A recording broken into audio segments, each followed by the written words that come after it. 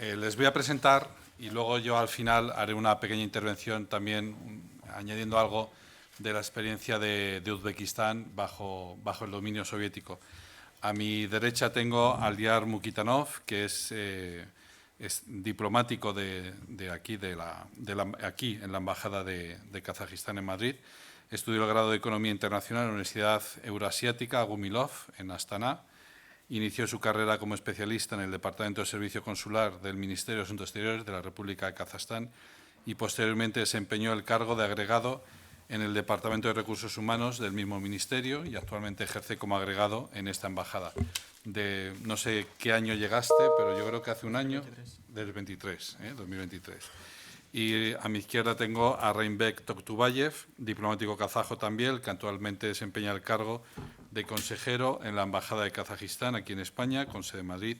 Su labor se centra en asuntos de cultura, turismo, prensa, actuando como puente entre las culturas kazaja y española.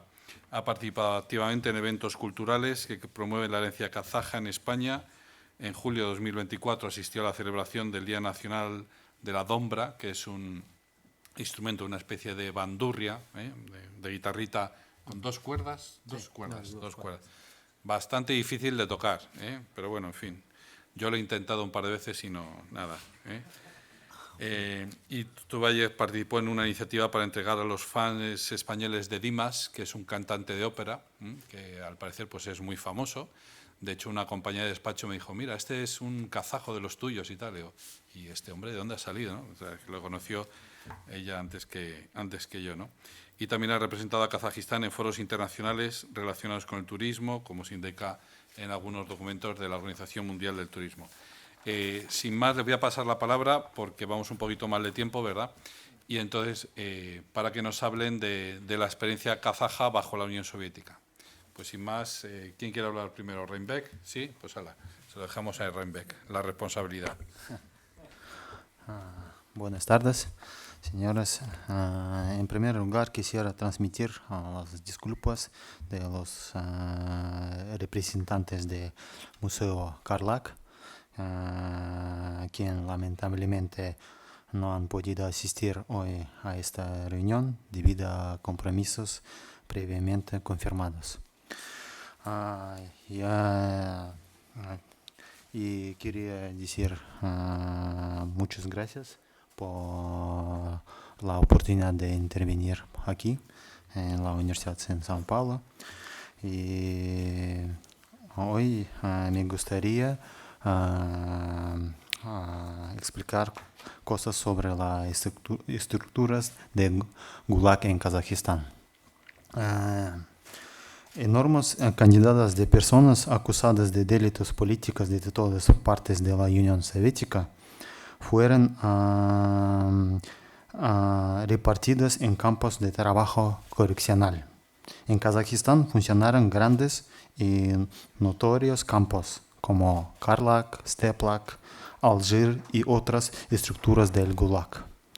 Además de las funciones represivas y correccionales, los campos eran una zona para el desarrollo de la industria y la agricultura a expensas del trabajo forzado de los prisioneros.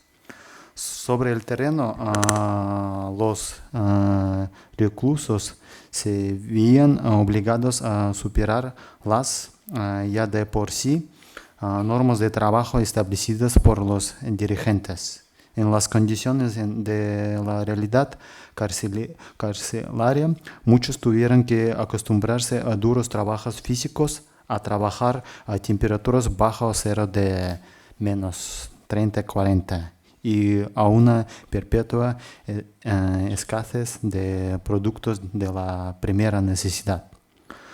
Los autores rusos distinguen 5 periodos en la historia del sistema de centros de detención en el país soviético. Asimismo, para cada periodo identifican ciertas tendencias en el desarrollo del sistema de campos y señalan las características de cada uno. Primero, 1918-1922, periodo de confusión organizativa y aguda lucha interdepartamental por la gestión de los lugares de detención.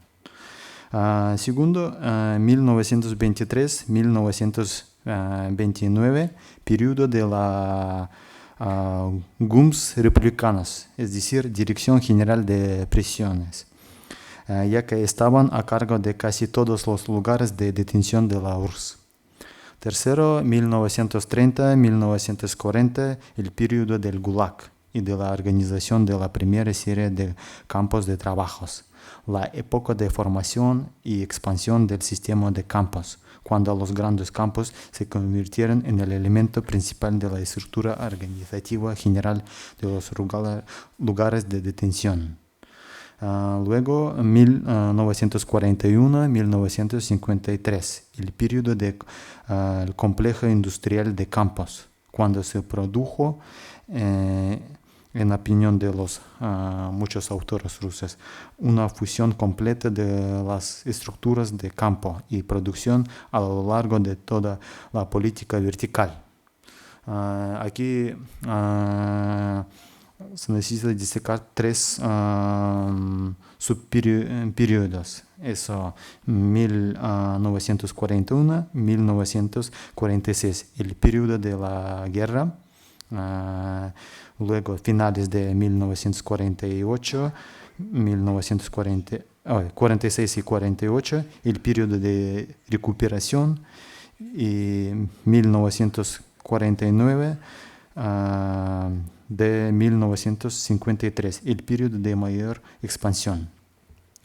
Y el último periodo general, de 1953-1970, un periodo de transición en el que se degradó el complejo de producción de los campos.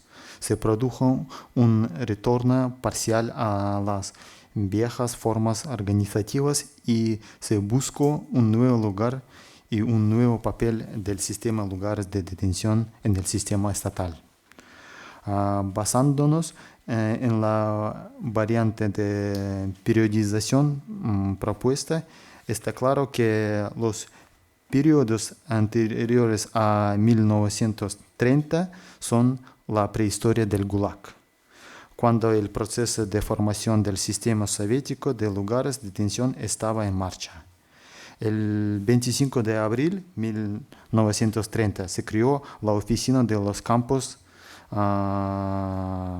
de la OGPU, es decir, Oficina Política Estatal Unificada, para gestionar sistema de campos de acuerdo del decreto del Consejo de Comisarios del Pueblo de la URSS. Y en menos de un año recibió el estatus de la dirección principal. El Gulag como sistema existió desde 1930 hasta 1970. Y el punto álgido de su desarrollo, su máxima expansión, tuvo lugar en los últimos años de la vida de Stalin. De 1949 a marzo de 1953, periodo en el que comenzó una nueva ola de represión en el país. Tras la muerte de Stalin, el sistema Gulag comenzó a degradarse. La historiografía kazaja sobre las etapas de la historia del sistema de campos en la República Socialista Soviética de Kazajistán presenta la versión del investigador Dilmanov. En su monografía Estado de la organización interna, respecto al estado de la organización interna y de la actividad productiva y económica de los campos, el autor distingue los siguientes 4 periodos de la presencia del Gulag en Kazajistán. El primer periodo, en su opinión, fue entre 1930 y 1932. supone el periodo de formación organizativa del sistema de los campos en Kazajistán. El segundo, 1933, junio 1941, corresponde a la existencia o creación de campos de trabajo correccional en el territorio de la República Socialista Soviética de Kazajistán. Campos de Karaganda y Provinsky, por ejemplo. El tercer periodo de desarrollo de los campos en Kazajistán son 1941-1945, el periodo de la Gran Guerra Patria, es decir, la Segunda Guerra Mundial. Durante estos años, según el investigador kazajo, en el territorio de la República se desplegaron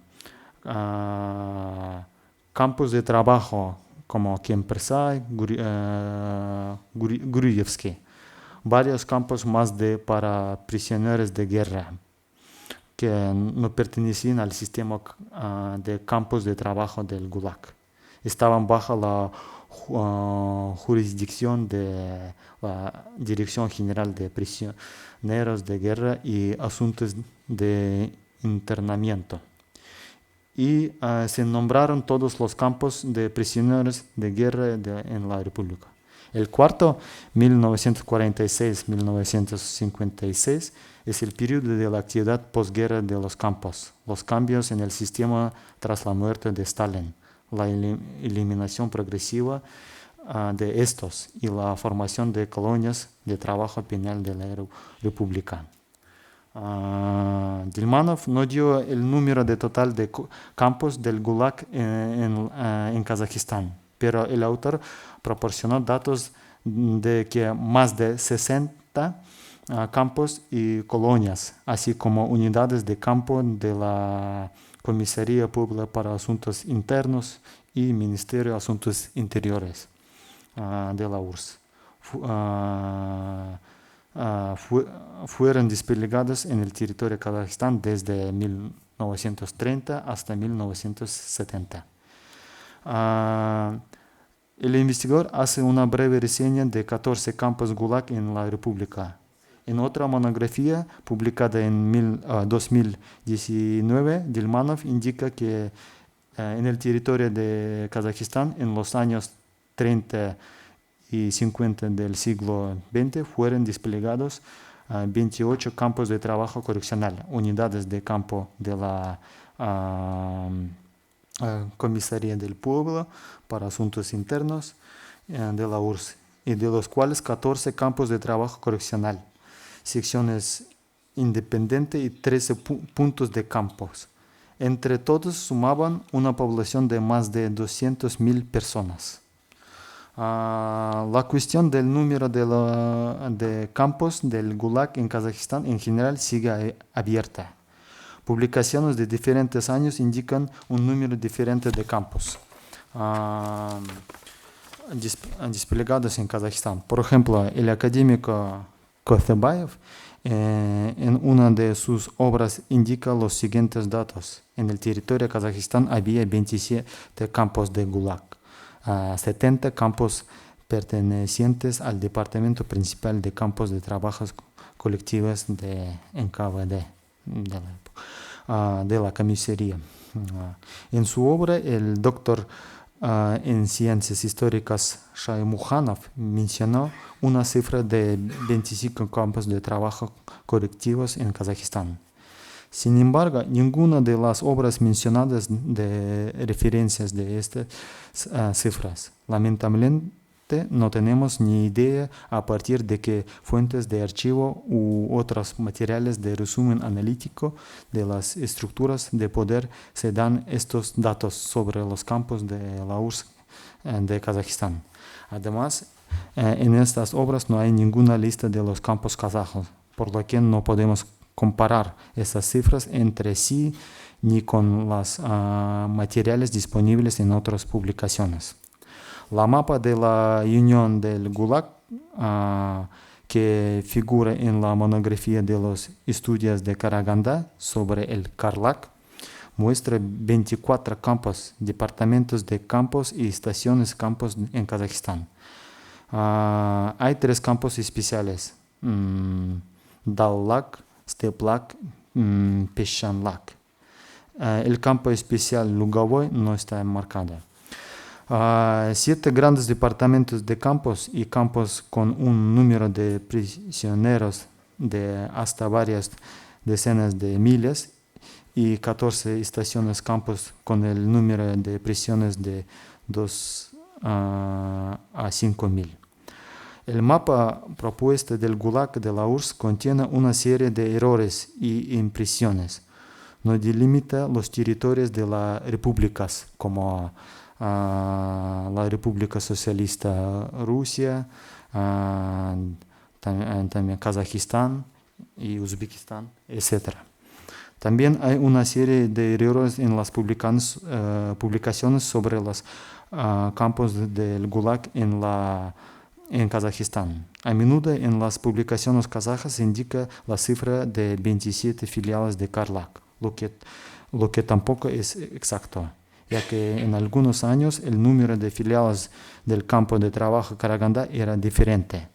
Por ejemplo, en 1941 hubo 22 filiales, en 1951 24 y en 1955 28 filiales.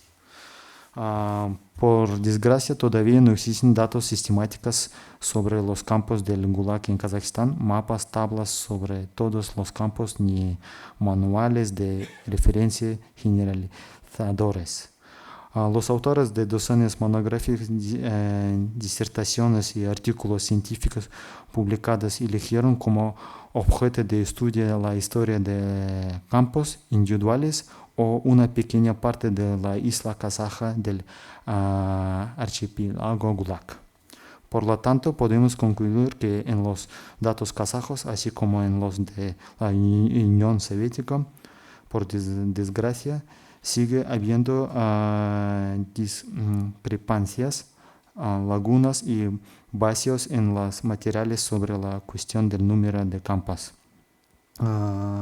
incluida su estructura y organización, lugares de su dislocación, etc. Lo que, por supuesto, requiere una nueva investigación sistemática en profundidad,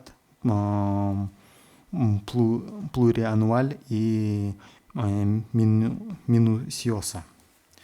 Aquí es necesario hablar de algunos campos, por ejemplo, el campo de trabajo correccional de Karaganda,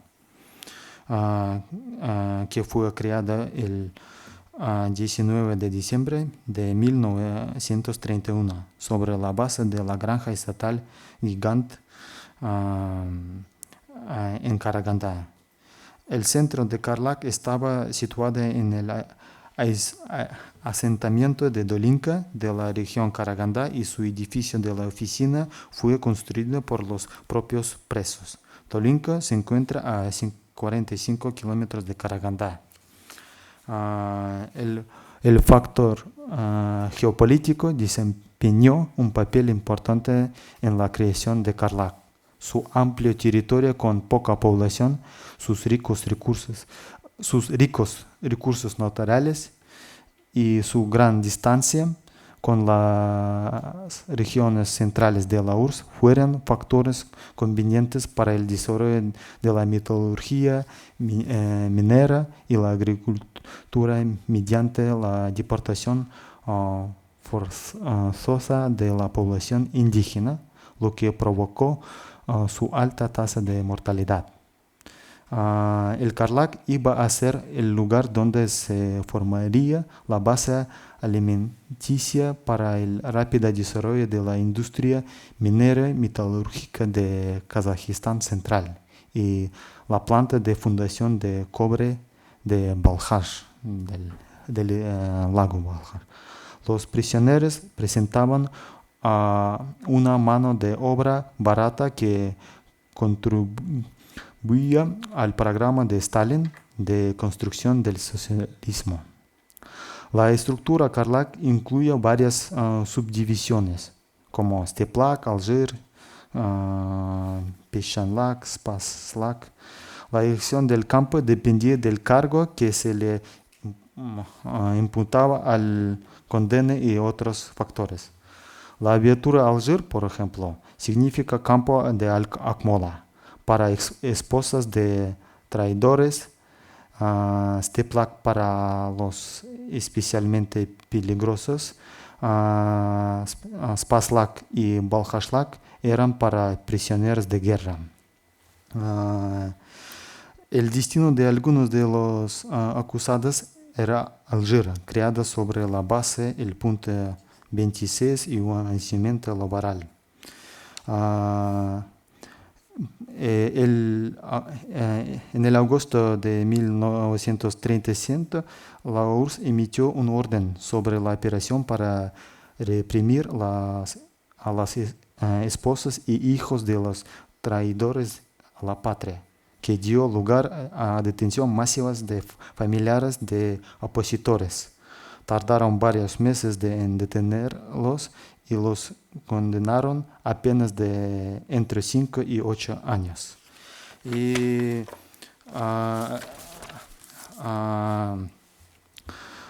en general, muchos murieron en las celdas. Los que se rehabilitaron arrastraron profundos traumas psicológicos durante toda su vida. Algunos intentaron hacer frente a su pasado, que podía oscurecer el futuro, y con gran valor construyeron sus vidas. Pero por el bien de todos ellos, no debemos olvidarnos de las víctimas de las monstruosas represiones que no pudieron evitar los enfermos, las mujeres y los niños. El 31 de mayo, Kazajistán celebra el día en recuerdo de las víctimas de la represión política y la hambruna. Esta memorable fecha está dedicada a una de las páginas más difíciles de la historia del siglo XX, la represión política masiva y la terrible hambruna.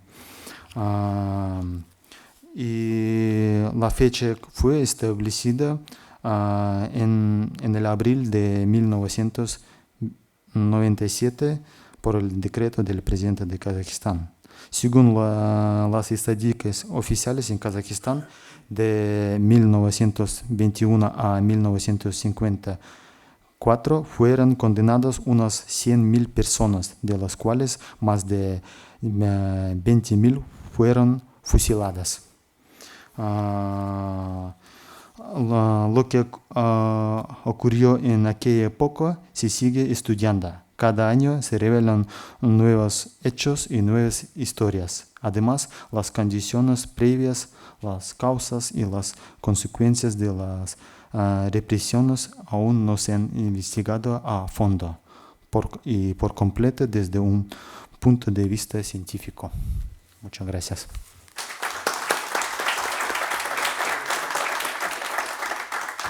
Muy bien, Reinbek. Muchas gracias por tu detallada descripción del sistema de campos. José Luis, yo creo que esto en español, esta información no está. Podemos escribir un artículo, un libro, un capítulo de libro o algo donde esto quede constancia, ¿no? de esto. Por aquí en España este sistema de campos pues no es muy conocido. A continuación le paso la palabra a Aldiyar para que también nos hable de esta experiencia kazaja.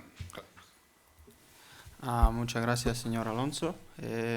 Estimados señores y señoras, muchas gracias por esa oportunidad de expresarme sobre... Muchas gracias por mi compañero Reinbek, que da una intervención para dar un conocimiento a los acontecimientos que tuvieron lugar, aunque nosotros creo que alguien no querían recordar, ¿no? esos tiempos, pero es obligatorio, ¿no? de conocer al pasado para que nunca lo repitan, ¿no? Por eso no quería extenderme demasiado porque ni repetir todo lo que he expuesto tanto en detalle, ¿no? Por parte de mi colega.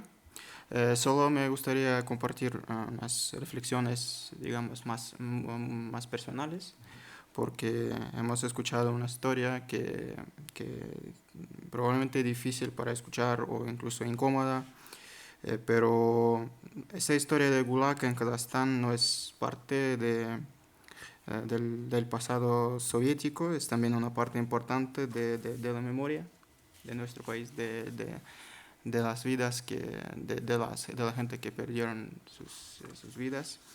Y aquí estamos no para estar atrapados, ¿no? en el dolor, sino darle sentido para que nos ayude a crecer, ¿no? como sociedad, perdón. Por eso también quería destacar una cosa, en mi opinión personal, interesante. Por ejemplo, si en esos tiempos tan digamos, oscuros, hubo lugar un gesto humano o, digamos, de dignidad. Por ejemplo, la gente que vivían cerca del Gulag o de algunas de sus extensiones, la gente kazajo, simplemente lanzaron, si puedo decir, lanzaron las piedras a los que estaban detenidos en los gulags, y los guardias lo permiten porque no tienen nada, ¿no? de hacer con eso, pero no habían las piedras, sino que habían los kurts. Kurt es una comida, es una leche fermentada muy salada, muy dura y muy parecida a una simple piedra. Por eso nadie lo ha visto, pero la gente que sufrían, que tenían hambre en los gulags, cuando lo recibieron pueden comer, y simplemente lo significa como un día más, ¿no? de su vida, porque es muy nutritivo. Muy nutritivo, sí, es verdad. Y nosotros, así que no puedo evaluar, ¿no? esos tiempos porque no tenía tan experiencia, pero simplemente a mi opinión personal lo explica, ¿no? la cultura kazaja, que a pesar de esos tiempos oscuros ya podemos pasar, y nuestros abuelos y nuestros padres podrían pasar y sobrevivir esos tiempos. Y aquí estamos, el Kazajstán de hoy, ese pequeño acto refleja algo profundo, ¿no? Nuestra cultura. Esa había la ayuda desinteresada, entonces, porque la gente que habían en Gulag no son kazajos o no son los parientes, ¿no? o familiares, habían la gente diferente de todo el país. Por eso el valor de ver a otro ser humano, incluso donde el sistema solo veía en número o un enemigo, digamos. Y si hoy recordamos estos hechos, no es para quedarnos en el dolor, como he dicho, es para valorar la paz, la libertad, la dignidad que tenemos ahora en la actualidad. Y bueno, es lo que quería decir para finalizar las palabras de mi compañero. Sin nada más, muchas gracias por asistir, muchas gracias por escuchar. Muy bien, pues yo, abusando de mi posición, porque soy un abusón y un matón, bueno, pues voy a completar un poco la panorámica que nos han ofrecido estos dos magníficos diplomáticos kazajos. Pues también voy a hablar un poquito de Uzbekistán, ¿vale? Aparte de un poco de Kazajistán y un poco de Uzbekistán. Entonces, hay que entender, yéndonos a antes de la revolución bolchevique de 1917, tenemos que entender que en el imperio zarista, en el último reinado, ¿verdad?, de Nicolás II, y durante el siglo XIX, se impulsó en todo lo que era el imperio zarista, y no hay que olvidar que los territorios que hoy están dentro de Kazajistán y de Uzbekistán pertenecían al imperio zarista desde finales del XIX, se impulsa un desarrollo económico, político menos, claro, pero sobre todo económico y cultural. Y se empiezan a difundir las ideas del liberalismo. Se inicia un cierto capitalismo, una cierta industrialización vendrá después con la Unión Soviética, pero se impulsa una cierta burguesía y se incita, se promueve que algunos jóvenes vayan a estudiar a ciudades europeas o más centroeuropeas, más bien, ¿no? Y entonces, entre esos jóvenes, que es muy similar al movimiento de los jóvenes turcos del siglo XIX, empiezan a promoverse esas ideas liberales y nacionalistas, de tal manera que en el sur del imperio zarista, es decir, en lo que hoy es Kazajistán y es Uzbekistán, surgen dos movimientos culturales, nacionalistas, que al final, si me equivoco, Milena, me corriges, que Uzbeka tiene más, por supuesto, mis compañeros, ¿verdad?, de mesa, tienen más autoridad que yo a la hora de hablar de sus países, ¿no?, lógicamente. Entonces surgen unos movimientos nacionalistas, no tanto independentistas, pero sí nacionalistas, liberales. Uno es el movimiento Alas y otro es el movimiento Yadid, que es, bueno, dicho así muy resumidamente todo esto, digamos, es el germen de ese nacionalismo kazajo y el germen de ese movimiento yadidista. Los bolcheviques, que eran muy listos, porque otra cosa no, pero eran malos también, vale, pero eran muy listos, eran muy inteligentes, les ofrecen un trato, a estos grupos muy pequeños, muy minoritarios del yadidismo y del jadidismo y del movimiento Alas. Y es, si nos ayudáis a nosotros a derrocar al zar, cuando derroquemos al zar, os damos la independencia. Todo ventajas, ¿no? Bien, esto sucede, pues hay una serie de revueltas. En el año 16, si no recuerdo mal, hay toda una sublevación popular. Año 16, 1916, todavía no estamos en el 17, de la revolución bolchevique. Hay una revolución popular, una revuelta popular contra, ¿cómo se llama esto? Cuando llaman a armas, leva, ¿no? Una leva general, ¿no?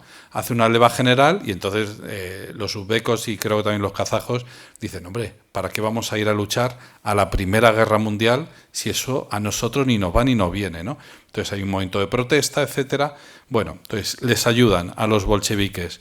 Los bolcheviques triunfan, les dan la independencia. Yo tuve la suerte de conocer al nieto del que fue primer ministro de Educación de Uzbekistán, del Uzbekistán independiente, ¿no?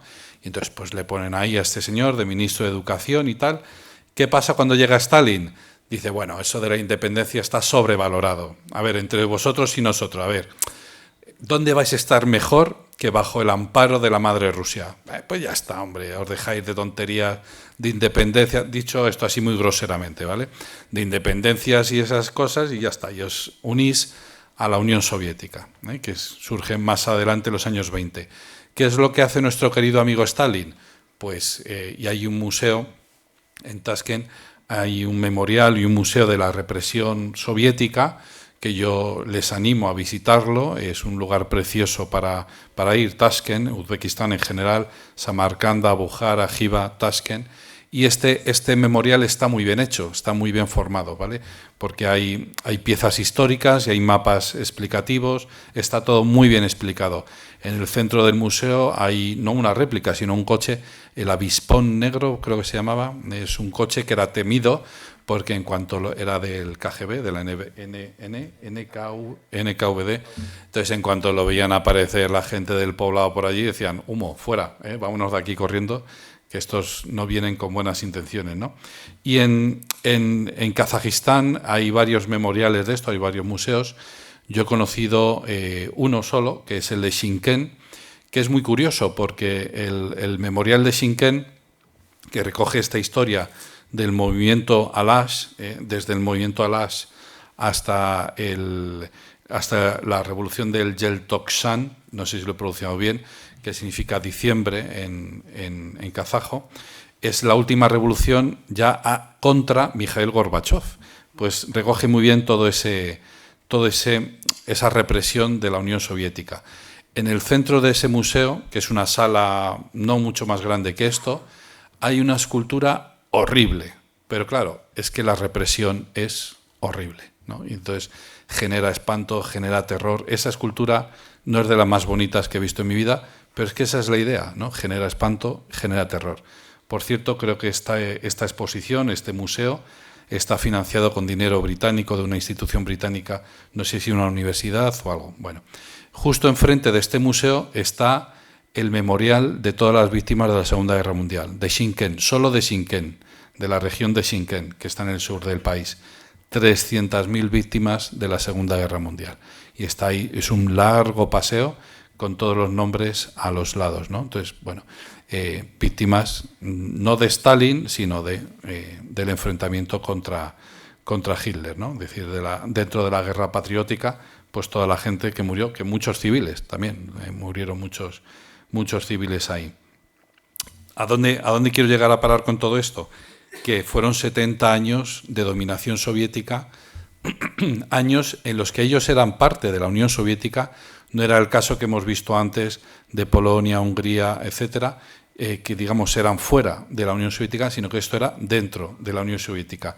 Y como bien ha explicado antes Reinbeck, pues fue todo un sistema que estuvo funcionando durante mucho tiempo, pero se paró en el año 70, ¿no? Y como bien decía Reinbeck también, hay un momento en el que tiene mayor intensidad, lógicamente, que es con Stalin, ¿no? Cuando Reinbeck me contó, que yo no lo conozco, que está en Astana, muy cerca de la capital, está el campo Al-Zir.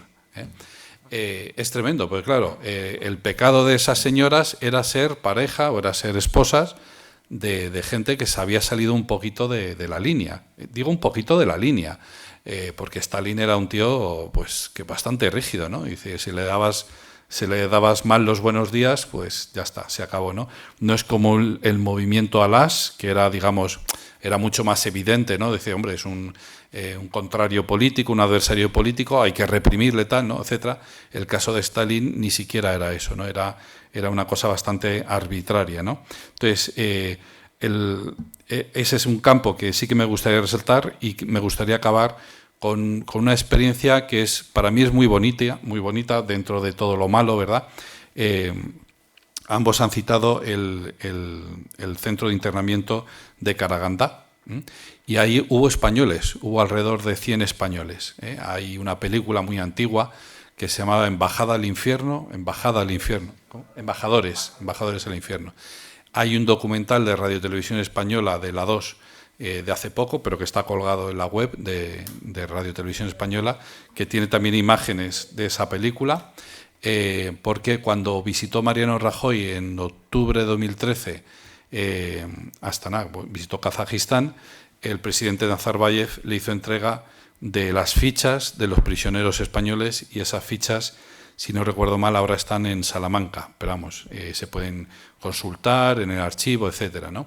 Y la historia que voy a contar es muy bonita y me la contó un protagonista de allí, ¿no? Yo tuve la suerte en el 2015, si no recuerdo mal, de conocer a José María Bañuelos, ya fallecido, muy mayor, en Bilbao. Y me hizo mucha gracia porque era un señor, lo conocí aquí en Madrid, y dice, bueno, pues esta mañana he cogido el autobús. Digo, un tío de 85 años que se sube el autobús. Digo, esto porque es de Bilbao, si no, esto no sucede, ¿no? Y entonces me contó en persona eso, ¿no? Como a él, siendo un niño de la guerra, le llevan al Gulag. Y en ese Gulag coincide gente republicana, estamos hablando del año 41, 42, 43, gente republicana y gente de la División Azul, prisioneros de la División Azul. Y es precioso ver cómo José María lo contaba, es emocionante, cómo contaba precisamente, dice, en aquel momento nuestro principal enemigo no se llamaba Franco ni la República, se llamaba 50 grados bajo cero, y se llamaba hambre, ¿no? Esto que decía lo del Kurt, esto es tremendo, ¿no? Porque él era como era un niño, pues se fiaban de él, ¿no? Y se encargaba de repartir el pan. Entonces me contaba cómo, metiendo en un saco el pan, él iba dando golpes a las paredes, porque así se iban cayendo algunas migas, y las migas que quedaban dentro de la bolsa eran para él, ¿eh? Entonces, bueno, es muy bonito ver cómo en medio de esa situación tan tremenda, los españoles fueron capaces de dejar aparte sus diferencias ideológicas para sobrevivir juntos, ¿no? Y en el año 53 muere Stalin, y otra persona de las mejores que ha existido en la historia de la Unión Soviética, Beria, Laurenti Beria, ¿verdad? Un tío magnífico, espléndido, pederasta, en fin, de estas cosas que suceden en la vida, ¿verdad? Claro, es muy inteligente también. Dice, voy a granjearme amistades dentro del nuevo Comintern, del nuevo, ¿cómo se llama esto? La oficina política, Politburó, del nuevo Politburó, etcétera. Voy a granjearme la amistad del nuevo líder. Y entonces, pues, plantea que, bueno, pues que se pueden liberar a prisioneros extranjeros. Y el gobierno de Franco, efectivamente, se pone en contacto con las nuevas autoridades soviéticas y hace las gestiones para liberar, en un periodo de tiempo pues bastante breve, dadas las circunstancias, para liberar a esos prisioneros que estaban allí en ese gulag. Y la inmensa mayoría, si no recuerdo mal, vuelve. De esos 100, alguno muere, pero la inmensa mayoría vuelve. Y con esto cierro. A mí me parece una lección de vida maravillosa. Que es cierto que en España pues somos muy así, somos muy polarizados, pues o eres del Barça o del Madrid, o eres de izquierdas o derechas, o eres pro lo que sea o pro lo de allí, ¿no? Y sin embargo, cuando viene la realidad y nos da un golpe tan tremendo que es 50 grados bajo cero y un hambre que te pasas, pues somos capaces de juntarnos, de unirnos y de salir juntos de las peores situaciones, ¿no? Entonces, y esto se lo debemos no a los kazajos, lógicamente, sino a esas autoridades soviéticas que les sometieron a ese tratamiento, ¿no? Bueno, sin más, les cedo la palabra a ustedes por si acaso quieren hacer alguna pregunta.